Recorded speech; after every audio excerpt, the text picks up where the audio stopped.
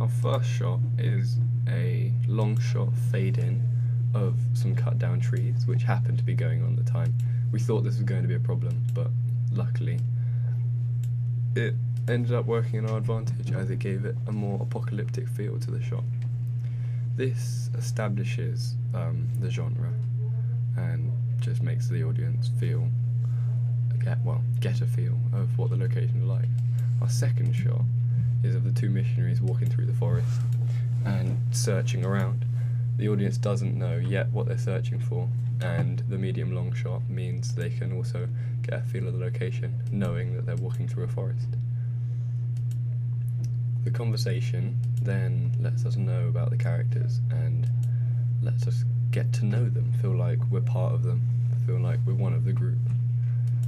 And then as Marin stops and looks ahead of him, he's spotted something. This alerts the audience to what they're looking for and them knowing they're about to have whatever it is revealed to them.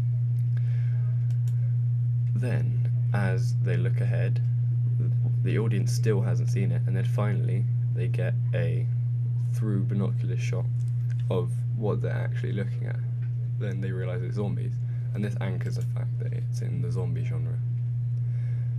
As it's still a long shot, you can't depict them perfectly, and it doesn't feel like you're in imminent danger.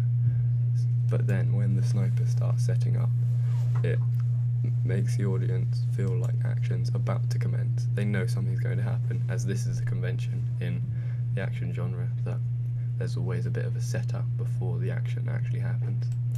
The pulling back of the stock indicates that he is now precisely ready to fire, and in the following up shots we have clarification between them of which one they're going for and how to get it.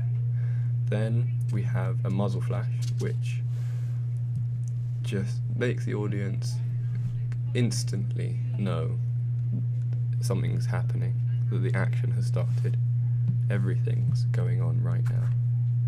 Then we have the blood splat, which is a key from the action genre, and as Jeremy says it's a nice shot, then we obviously know it's really good that the zombies are being shot, and that's what the people are here for. And you also, from previous zombie films, you know that zombies have to be shot in the head for them to die. Then we have a close-up of a medium close-up of a zombie turning.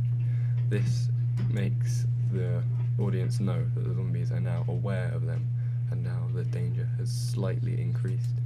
And Marin clarifies this when he says that they're getting closer. Then Daniel lines up for another one, and we have a through sniper view shot, which I think is very effective because it feels like the audience has exactly the same view as what Daniel's got. It feels like they're literally in the action at that time. Then, as it has the recall, that obviously makes them feel like they're literally looking through Daniel's eyes. Then we have a long shot of all the zombies showing all of the danger that's coming towards them, and them walking quite fast. Then as Daniel fires a shot and misses and ends up hitting him in the leg, and then him crawling, this anchors the fact that zombies have to be shot in the head if you want to kill them, because otherwise they will just keep going and get you. As the audience now worry, as the zombies are actually getting quite close to the camera, and then Daniel says he needs to pack up and Jeremy needs to start shooting. There seems to be a bit more urgency in the shot. As they're incredibly close, Jeremy ends up firing 3 quite fast shots before they have to run away. And now, as the music picks up, we can tell that the audience feels that there's danger, that it's getting fast-paced, that things are happening right now. And that as they run through the forest, we have very fast-cutting shots and then a shaky cam, which feels like they're part of the action.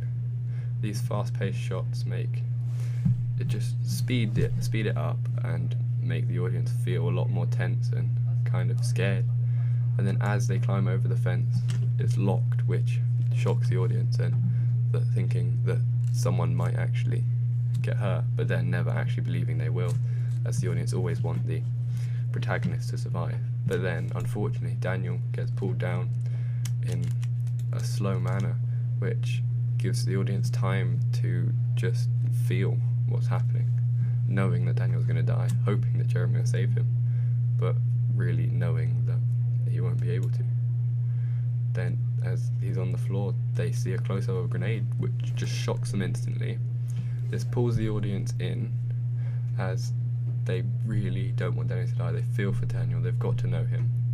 Then, as the zombies close in on him, it just explodes, just wham in the face, which is just an emotional shock, as they've got to know Daniel, they like him, and suddenly he's dead within 2 minutes.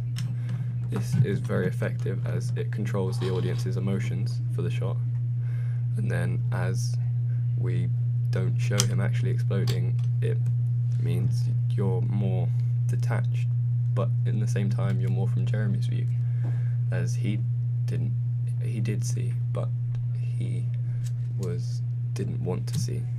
You don't want to see what happened, you just don't want him to die. This makes the audience almost believe that he's not dead, because they just want him to survive so much. As Jeremy falls back, a bit of time just to grief, and suddenly, out of nowhere, this guy just knocks Maren out. And this is a cliffhanger and enigma, as who is this guy, what's going to happen to Maren, they don't know. And as it's a low angle and the light's behind the attacker, then you can't actually see much about the attacker apart from he's got a mask on, he's got a hood, but you have no idea who it is. And then the titles with the smoke effect on top just gives an air of mystery, and just kind of just makes the audience think it's got style and know that what they're seeing is most certainly action and most certainly zombie.